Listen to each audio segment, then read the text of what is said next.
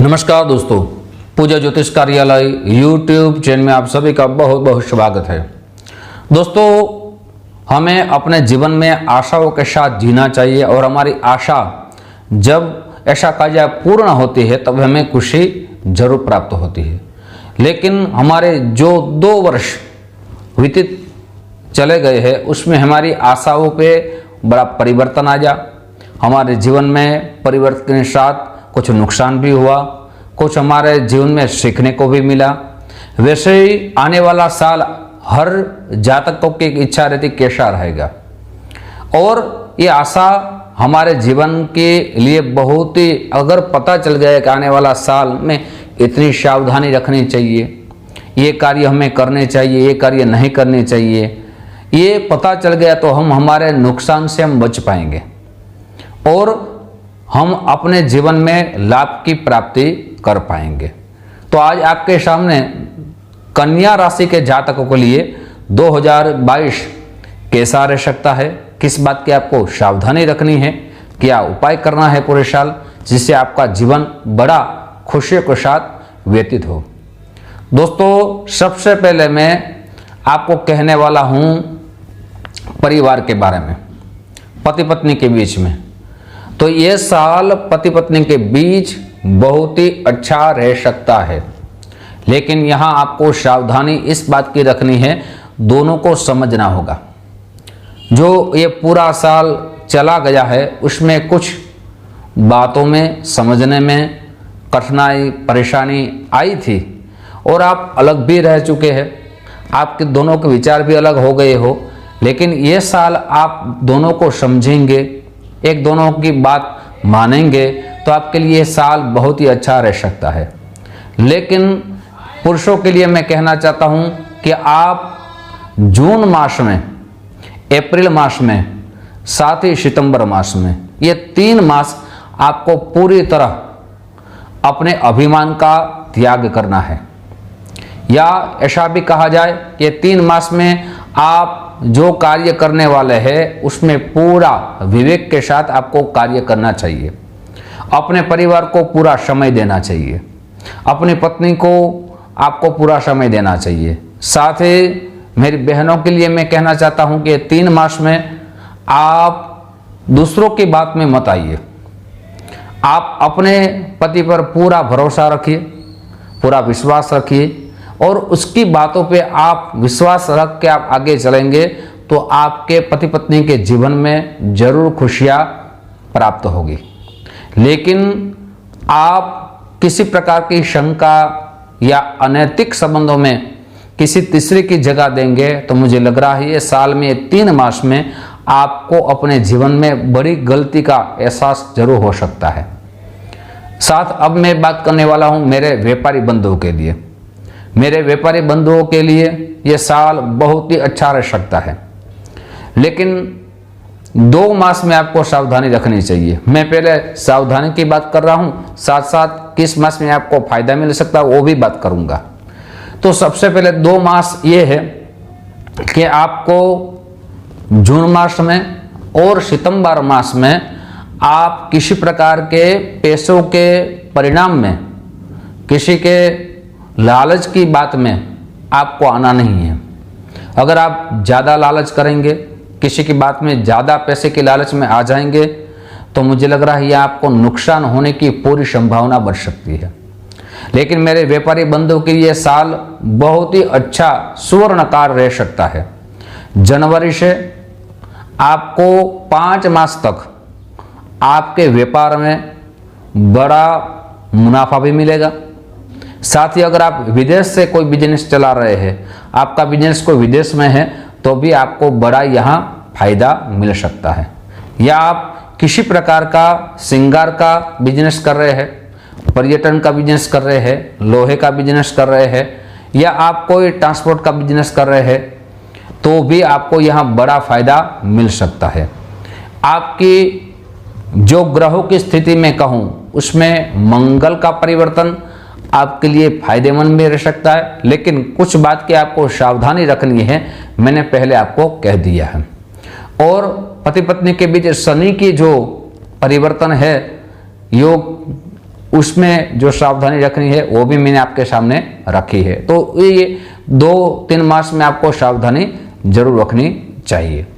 अब मैं मेरे विद्यार्थी बंधुओं के लिए कहने वाला हूं कि आपके लिए ये वर्ष मेहनत के अनुसार आपको उत्तम परिणाम जरूर देंगे। आपने पिछले 2 वर्ष में आपकी पढ़ाई रुक गई थी, जो आपने मेहनत ये साल की शुरुआत में कर दी है, तो आपको जनवरी मास से साथ ही अन्य 3 मास जनवरी, फरवरी, मार्च और अप्रैल, ये 4 मास में आपके मेहनत का परिणाम जून मास में प्राप्त होगा। या ऐसा कहा जाए कि आपने कोई परीक्षा दी है तो उस परीक्षा का परिणाम आपके लिए बहुत ही अच्छा आ सकता है। साथ ही आने वाली प्रतियोगिता परीक्षा में भी आपके परिणाम बहुत ही अच्छे आ सकते हैं, लेकिन यहाँ आपको किसी की बात में नहीं आना है। मैं पहले भी कह चुका हूँ कि विद्यार्थी बंधुओं, अगर आप अपने कार्यों में, दूसरे कार्यों में अपना मन लगाएंगे तो उसका परिणाम आपको अच्छा नहीं आएगा।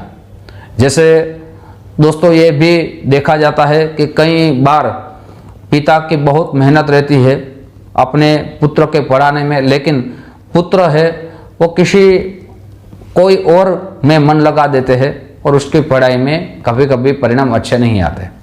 लेकिन एक बात यह भी याद रखना जरूरी है कि अगर परिणाम अच्छा ना है तो दूसरी साल हमारा चला नहीं गया है।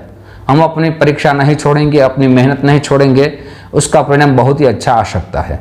यहाँ कई बार ऐसा भी देखा गया कि परिणाम न आने के कारण अच्छा बहुत से विद्यार्थी आत्महत्या भी कर लेते हैं। तो ऐसा कभी नहीं सोचना चाहिए। आपके लिए वर्ष हर तरीके से विद्यार्थी बंधुओं के लिए बहुत ही अच्छा रह सकता है, लेकिन आपको जो आने वाली परीक्षा है उसमें पूरा ध्यान देना चाहिए। सितंबर मास साथ ही दिसंबर मास में आपको पूरा मन लगा के आपकी पढ़ाई करनी चाहिए, परीक्षा में पूरा आपको ध्यान देना चाहिए। अब मैं कहने वाला हूँ, जो नौकरी कर रहे हैं, फिर सरकारी नौकरी हो या प्राइवेट जॉब कर रहे हैं, उसके लिए ये वर्ष बहुत ही अच्छा रहेगा। लेकिन जो मई मास है, साथ ही सितंबर मास है, उसमें आपको थोड़ी सावधानी रखनी चाहिए। आपके साथ जो कर्मचारी नौकरी कर रहे हैं उसके साथ आपकी किसी प्रकार की लड़ाई झगड़े या किसी प्रकार के विचार अलग ना हो, इस बात को आपको थोड़ा सावधान रहना बहुत जरूरी है। साथ ही आपका जून मास के बाद यहाँ प्रमोशन के अच्छे योग बन रहे हैं। साथ ही सरकारी जो नौकरी कर रहे हैं वो सितंबर मास के बाद आपके अच्छे योग बन रहे हैं, जिसमें आपकी बढ़ोतरी होगी, आपकी सैलरी में भी इजाफा होगा।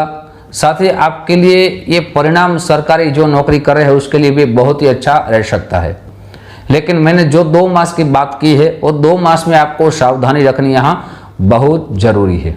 अब मैं कहने वाला हूँ स्वास्थ्य के लिए, तो ये थोड़ा चिंता का विषय है। स्वास्थ्य में आपको यहाँ पूरे साल ज़्यादातर पहले अप्रैल मास और सितंबर मास में ज़्यादा आपके शरीर का ध्यान रखना होगा।